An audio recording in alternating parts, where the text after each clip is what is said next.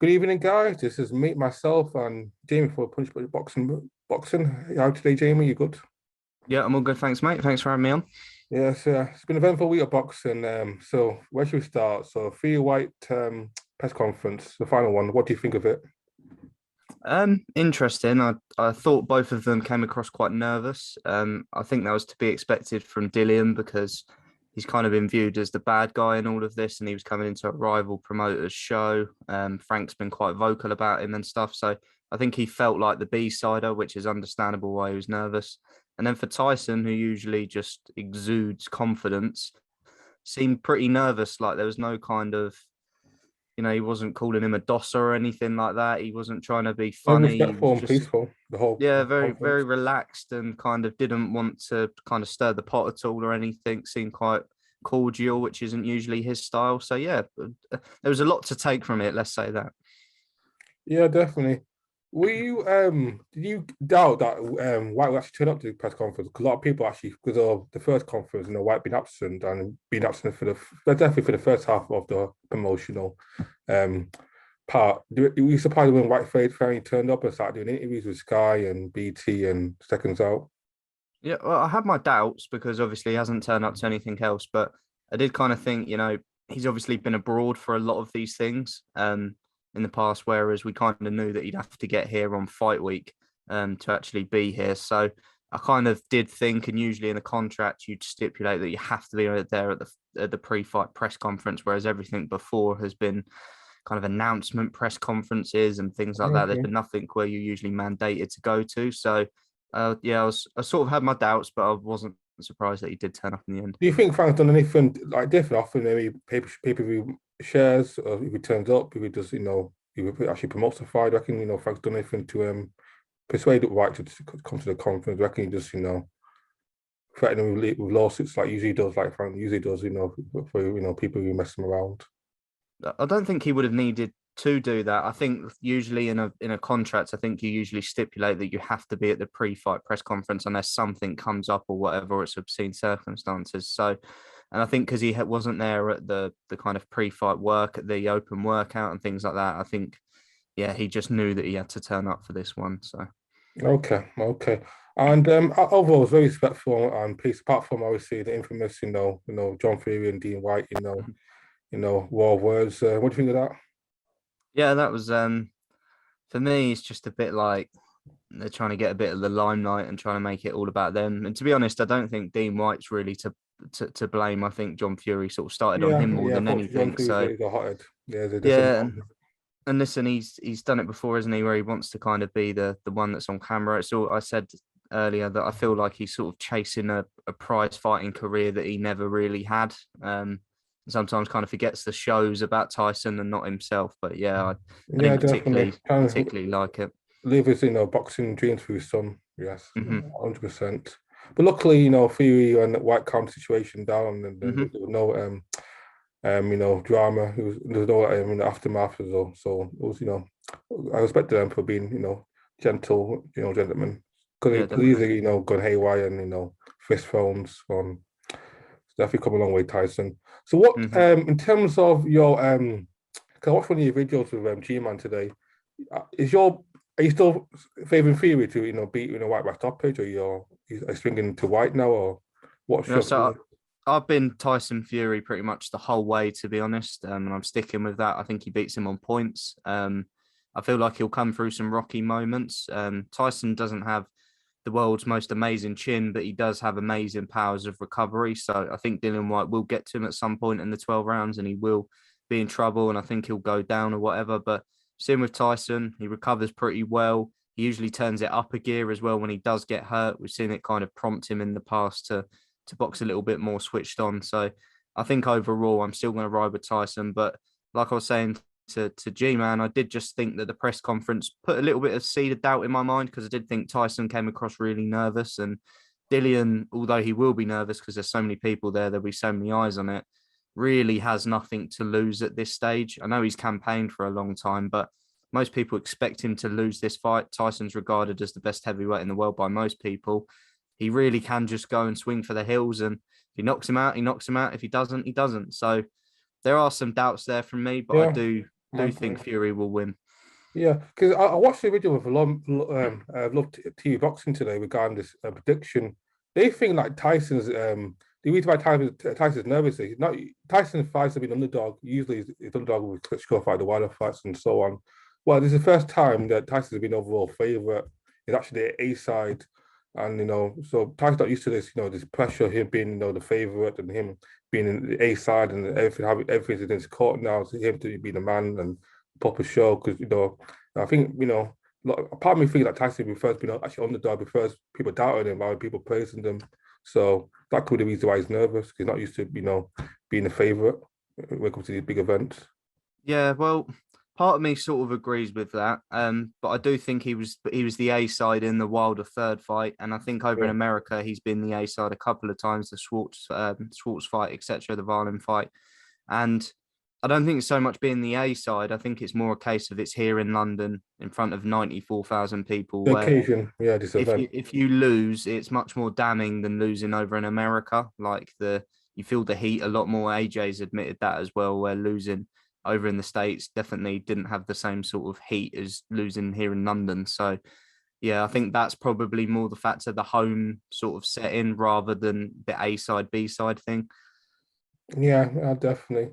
Yeah, definitely. Unless Fury's washed up, and I can't see White beating. I think White will give Fury a good fight, but for me, at best, Fury will beat him on points. I think Fury next stoppage between rounds 7 to 10. I think next stoppage. I think Fury will definitely become more aggressive. I think he will start off cagey, will box a bit. He will become the old Tyson, will be more on his light and his feet. But eventually, when he gets more confident, we figures White out. I think he'll go for the kill into the later rounds. I definitely think the fight won't go the distance. I think it'll definitely Fury will become more aggressive and become more come forward. Towards the middle to late half of the fight. Yeah, I think if he stops him, it will be more down to Dillian Whyte is notoriously faded in sort of the middle to late stages of fights in the past. And with Tyson sort of weighing down on him with his size, I think it will more, if he does stop him, it will more come at the kind of cost of that, where White's just so tired that he can't really withstand the weight of the shots anymore. But yeah, I'm gonna go for points because I think Fury will conservative than he expects. I think once he gets in there, he'll have a plan to sort of stick it on him late and stop him. But I think he'll go for a moment of trouble or adversity where he gets dropped or gets hurt, and then he'll realise that, do you know what, I'm going to have to play it safe here and sort of stick and move. I could see that. I could either. Yeah, I could see.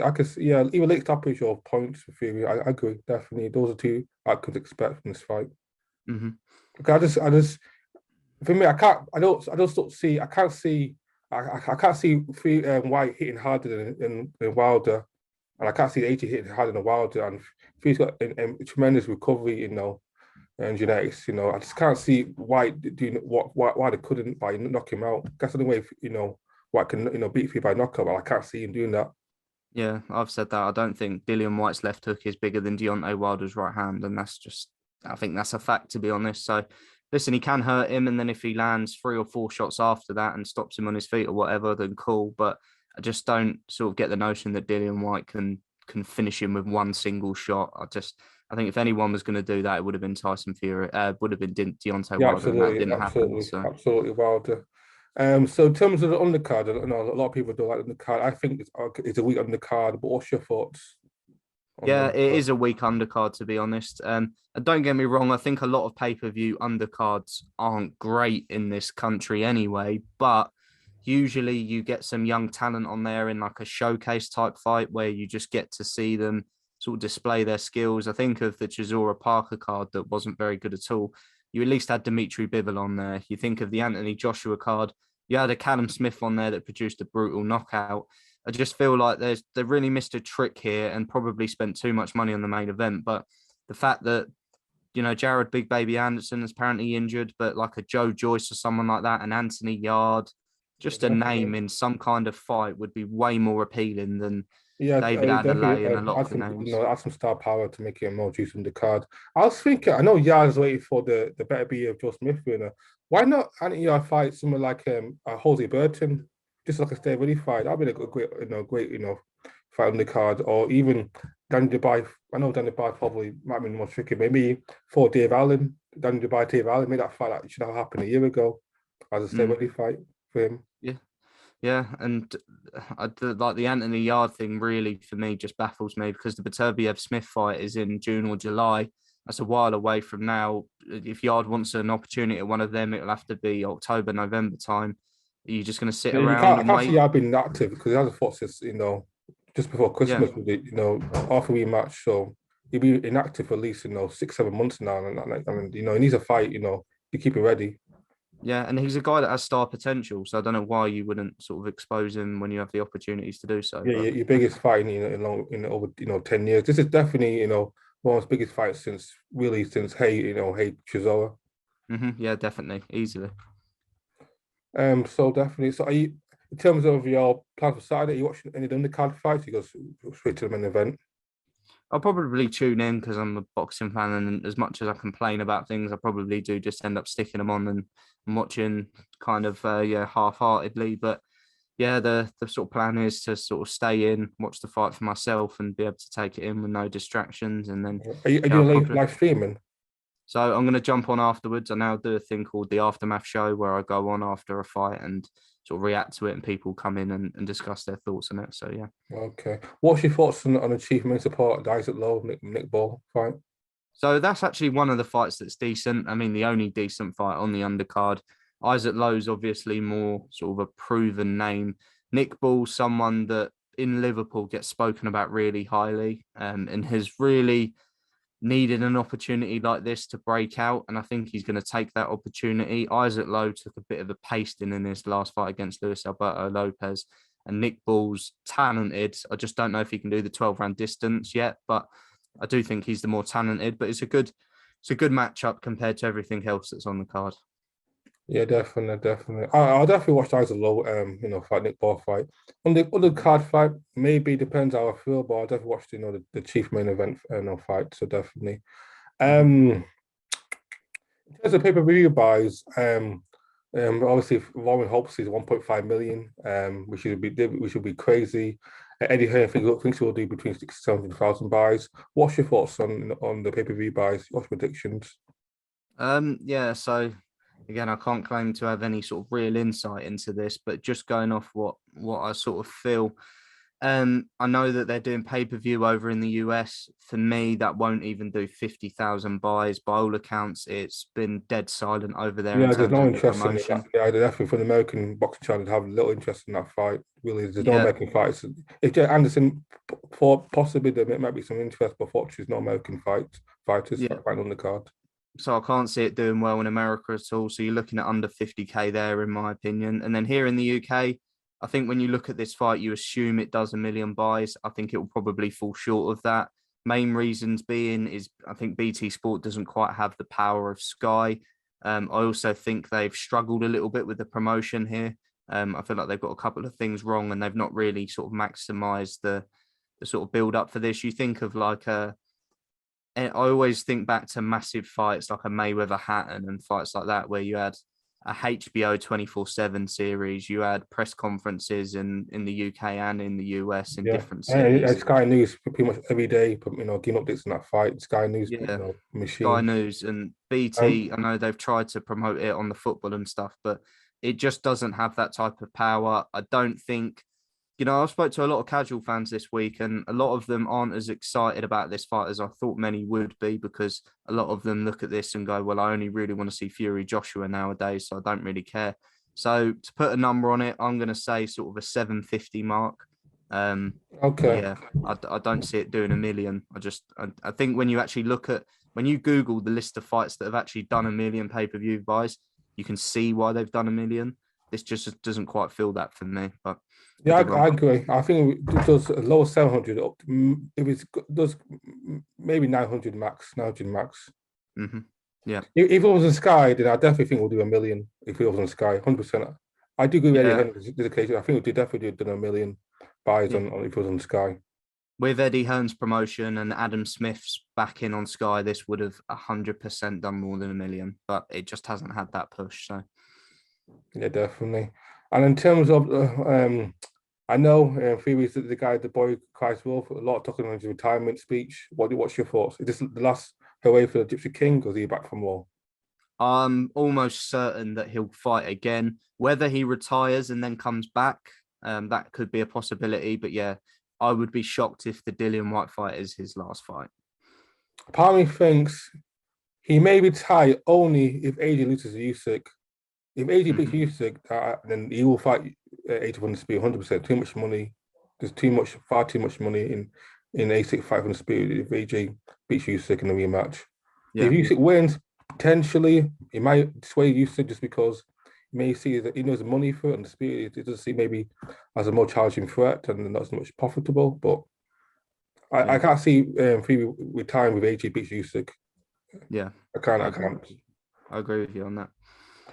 And so yeah, but we shall see though. I don't think Gypsy King will retire. I think if he retires, it won't be long. I think boxing is part of his mindset. He needs it to help with his mental health struggles. Yeah, His definitely. part of his his therapy. Boxing is therapy.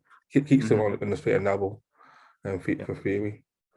Okay. In terms of other boxing news, MTK Global fortunately to see Sweden because of the Danny situation, Danny Kinahan, situation. What's your thoughts on that? And were you surprised? Not surprised to be honest. I've always thought that something like this must happen one day. It's just all happened kind of very quick, obviously. The sanctions from the US last week, and then this week, obviously, Bob Yalen, who was the main man, obviously departing, and then obviously the cease in operation. So yeah, it's been a quick turnaround, but I'm not surprised it's happened.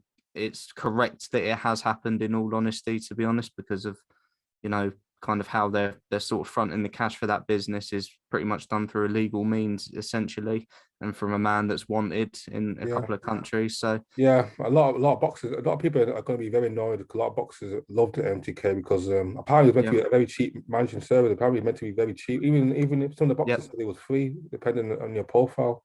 hmm, But a lot of boxers are going to be very annoyed, especially Sonny Edwards because he was yeah, one of King has fanboys. yeah, exactly. So well, but at least some people will be happy, especially with Barry McGuigan because he hated Yeah, he was MTK. against it.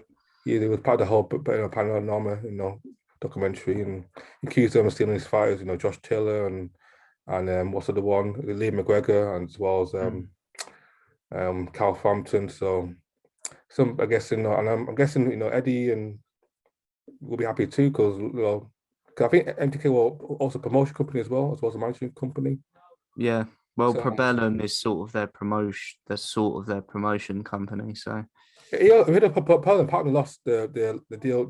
Some of the fights have been cancelled now by US, but because of the whole again, can hand connection.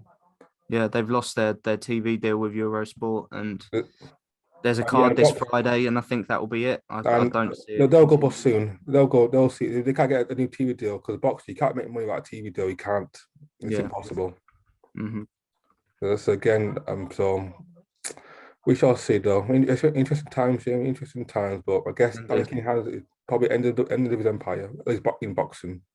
Yeah, well, definitely. And to be honest, I think even outside of boxing, you're going to see some things come out because, yeah, I saw that they're freezing his assets over in the Middle East now as well. So yeah, he's going to be in the world of trouble soon, I think. What do you think of Bob Arum about in his revelations about Danny Kinahan? He had paying 8 million in fees as an Yeah, advisor. We surprised by yeah. that. Not really. They've all been working with him at all different points. There's pictures of Eddie Hearn over in Marbella with Kinahan. There's pictures of Frank Warren out for dinner with him. There's pictures of Bob Arum shaking hands with him at like a festival thing. Like he's been involved in this sport for much longer than people realize. He's Terence Crawford's main advisor. He's worked with so many fighters that a lot of people don't even realize. So yeah, he's involved with pretty much everything in boxing, probably outside of the PBC, I'd say. That's interesting because Bob Arum's Tyson's American promoter and Frank Warren came out and saying he wasn't aware of this. Yeah, that's not true, is it? Yeah, playing naive, not aware of his promoters and Yeah, business exactly. dealings. And what do Yeah, you think of definitely. Tyson, and his answers regarding the Danny King, questions and that Sky TV did it, the other day? saying none of your business. Yeah, well, I obviously don't expect him to turn around and be honest with his answers and reveal all the truth, etc. But to to also sort of pretend that you've had no involvement and you were none the wiser, etc. When you've posted videos with him, you posted pictures with him. But yeah, I didn't expect him to basically turn around and admit associating himself with him, because you're not going to do that, obviously. But yeah, it didn't surprise me, his reaction. Okay, okay. Yeah, it's a very interesting time because a lot of people are going to be happy. A lot of people are not going to be happy, especially from a boxing point of view. But I thought what she crime does it pay? Eventually, it does pay in the beginning, but like I say, crime eventually, you end up even dead in jail as a gangster. Exactly. Okay. In terms of this is another question I wanted to ask you because I know you're very analytical of the boxing. Would you say because we shocked how well this fight's done in terms of not from pay-per-view back who don't know yet in terms of it doing 94,000 at Wembley. We shocked about how many people bought tickets to see the fight live. Not really, because I think the demand is there. I think they sort of exaggerated the numbers a little bit, because I know people that have been able to still get tickets right up till today. And Yeah, you can. They're yeah, not cheap, but so you can get tickets from Ticketmaster. yeah, so I think they've exaggerated it ever so slightly. I'm not surprised that the demand's there. I think if Tyson Fury can do sort of an arena on his own, I think Dillian Whyte can do an arena in a decent fight, split them together. It doesn't really surprise me. Um, but yeah, to be honest, in all honesty, I know it sort of sounds good that they've done 94,000, but for me, it feels massively under promoted, and it hasn't actually. We won't really know until Sunday, but it feels like they could have done more. Not in terms of the ticket sales, obviously, but just in terms of the promotion in general. I don't think the 94,000 sort of represents the entire show and the fight and the interest in it, in my opinion.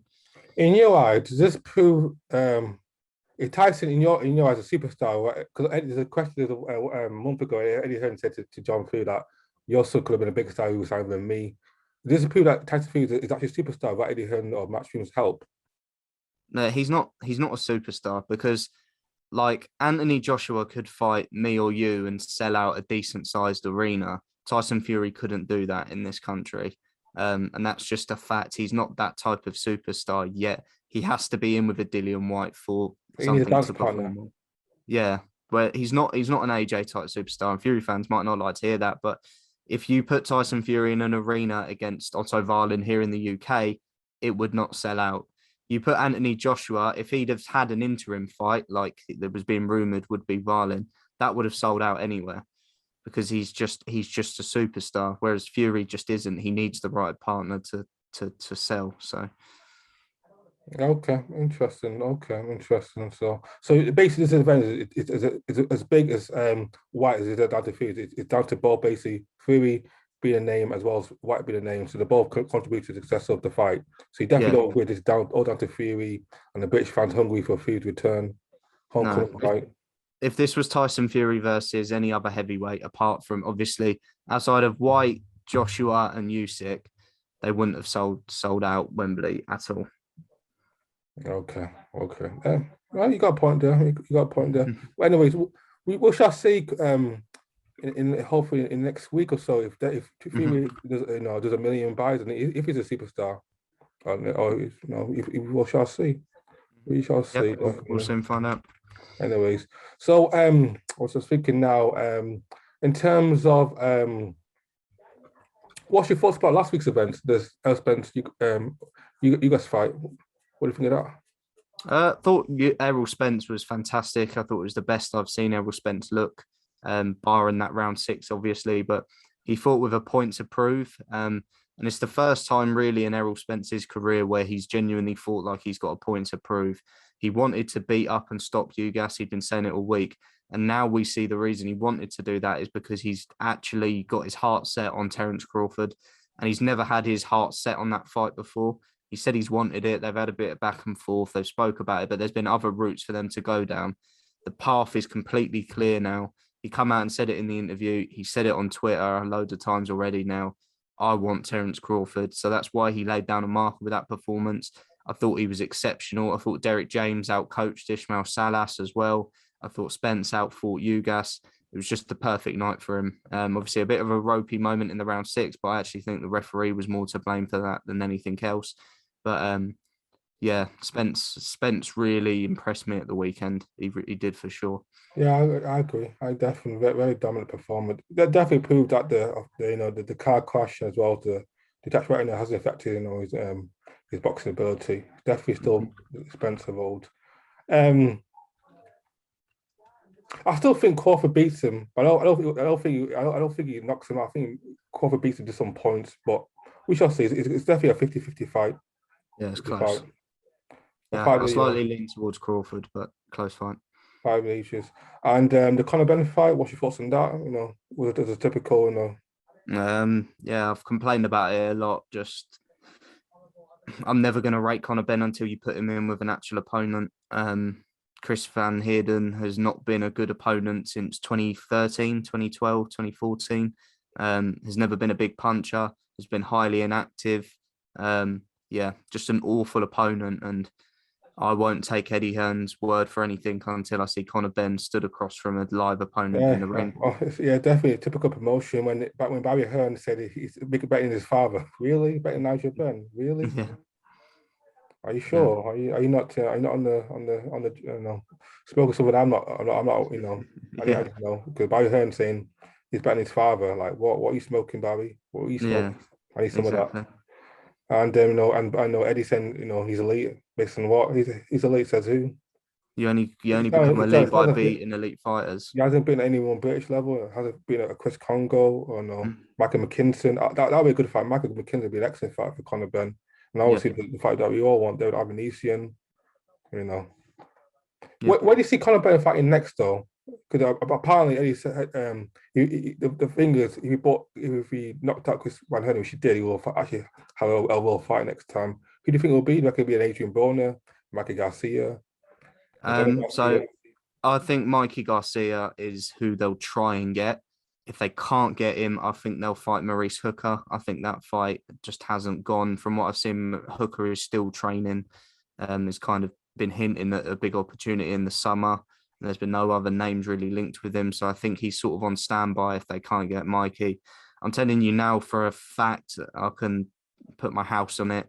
They won't get Danny Garcia or Keith Thurman.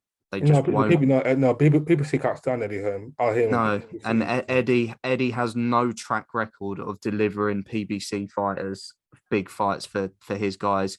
It won't happen. So the short list you're looking at really is Mikey Garcia or Maurice Hooker, in my opinion. And can they afford Mikey Garcia? Because Mikey Garcia's not a Uh, cheap fighter. Again, Mikey Garcia is someone that's been criminally overpaid for the last couple of years. So unless they're willing for Conor to look okay against an undersized, out of shape Mikey Garcia for 5 or 6 million, then I don't see how else they get him. The issue, I just can't see that they can afford it. Mikey Yeah, Garcia to fight Conor Benn. But it being there's some pay-per-view, which it can't be a pay-per-view fight. That fight will do a business on pay-per-view. But Mikey Garcia is a name in far as boxing goes, is a big star. So I can't see him, paying him that money just to fight Conor Benn. Because Conor Benn is still, he's not a superstar, but he's a violent star, but still hasn't got that profile to fight Mikey Garcia as of now. exactly. He Yeah. needs more time to build up his profile. Mm-hmm. In terms, what I was going to say, in terms of that, then, what I was going to say now, so White Fury on Saturday. In terms of going forward now, what other fights looking forward to now, apart from the Fury White fight and obviously there's Kate Taylor the one next week? Is there any fight looking forward to? Um, In the to future? to be honest, the one that fascinates me the most is Devin Haney, George Kambosos. Yeah, definitely. There's kind of a lot of fights in the schedule where I've got my sort of thoughts and opinions on them and how I see them playing out. But Haney Kambosos is one where I really don't really know how it's going to play out. Devin Haney, someone I've rated for a very long time, but he has some flaws in his game that I think perfectly suit George Kambosos. But I also think George Kambosos' flaws can be exposed by Devin. It's just that George's flaws they won't result in him being knocked out or hurt, whereas Devin's flaws could result in him potentially getting hurt or wobbled or knocked out or whatever. So it's a fascinating fight. My only thoughts is Haney beats him on points. It won't be easy. Yeah. Well, it's another thing you got to consider is over in Australia as well. How will Devin handle the pressure of that? Australians are Maybe like intense. 50,000, so it'd be a mass stadium fight, massive. They're intense, and George Kambosos' fans are sort of Greek Australian, so they're very, very intense people. They will be setting about Devin Haney from the moment he lands there. So it all comes down to how he handles the pressure. Because in terms of the judging and stuff, I'm not worried about that. I think Haney is viewed by top rankers as being, a really important person for them moving forward if they can Yeah, tie him down definitely. to a long-term deal. So yeah, I don't have any sort of worries about the judges, but just more so how does Haney handle that pressure of that fight week with him and 10 of his team versus an entire country? It's Is gonna it? be It was a tough. weird like contract. Isn't if Haney beats Convulse, he has to have a rematch, immediate Yeah. rematch, and also has to fight Lomachenko as well. Is that the agreement? Because apparently now he signed to Bob It's not Arum for a 2-fight deal. it's not fight Lomachenko, but he would have to fight Kambosos again if he wins. And then I'd imagine he'd get paid so well that Bob would more than likely try and keep Devin after that. Um, so yeah, I think that's kind of Yeah, the most likely plan, really. Lomachenko fight in the future. Yeah, exactly. Another thing is, boy oh boy, the guy who can't, stop fighting. What's your thoughts on the Mayweather and Dubai and exhibition fight? Do you think that him? So for Mayweather, I don't get his promotional strategy. Mayweather he likes promoting himself rather than his fighters because his top fighter Davis is fighting Romero in May, but on the same day he announces the exhibition fight in Dubai. I don't get Mayweather's strategy. He What's his just is that ego? What's his Mayweather's promotion strategy? Why is he doing his exhibition fights? he just cares about himself and his bank account more than anyone else on the planet, and that's shown with Floyd Mayweather. And I also think him and Tank have fallen out a little bit, so he's sort of trying to promote himself rather than Tank to sort of remind him who's got the power. I think, but yeah, just a bit of a weird one, really. I know, cause I just don't. I don't know. That promoting Mayweather Promotions and no, I don't. Where's that company going? Because is it really his company? Is it all him his company? Because it's just weird because Mayweather's like Yeah. a semi promoter. He's like he promotes Tank, then he promotes himself more often, and Hmm. he's like a half-assed promoter. And if Tank leaves, which he will definitely leave, if, I can't imagine him staying with Mayweather at the moment. So without Tank, where does Mayweather go in terms of his promotion company? Exactly. Yeah, I don't know. I don't think, to be honest, he cares too much about his promotional company. But yeah, I'm not sure. He'd need another name. He sort of hit the jackpot with Tank. I doubt he finds someone else with that sort of potential. Because for Mayweather's ego, just he doesn't. I don't know. For some reason, he didn't. Again, he did a very poor job with Savannah Marshall. 'Cause I think Savannah Marshall signed for Mayweather in the beginning of her career as well, and she did. She A did lot very. of fighters have struggled under Mayweather. Yeah, I guess Mayweather. He's good at promoting himself, but doesn't really like promote other people. Yeah, definitely. Anyways, Jamie, thanks for being my guest. It's been very interesting boxing. But I love your input in terms of the free white, build up and hopefully we good a fight. And we shall see. We shall see come Saturday. What's your final prediction? So you definitely going white on points. No, sorry, Fury on points. Yeah, I'm gonna go Fury to get knocked down but win on points. Okay, and okay, I'm going to Fury late stoppage. Nice. Just See it because happen. I think Fury wants to Make a he statement. wants to prove people he's a fan friendly fight. He wants to people point out that he can knock people out. He wants to adopt that Kronk style from Sugar Hill Stewart. Yeah, definitely. I can see it happening. Anyways, guys, thanks for watching our video, guys. Me and Jamie out. You take care. Like, comment, subscribe, guys. You take care, Jamie. Cheers, mate. Appreciate it.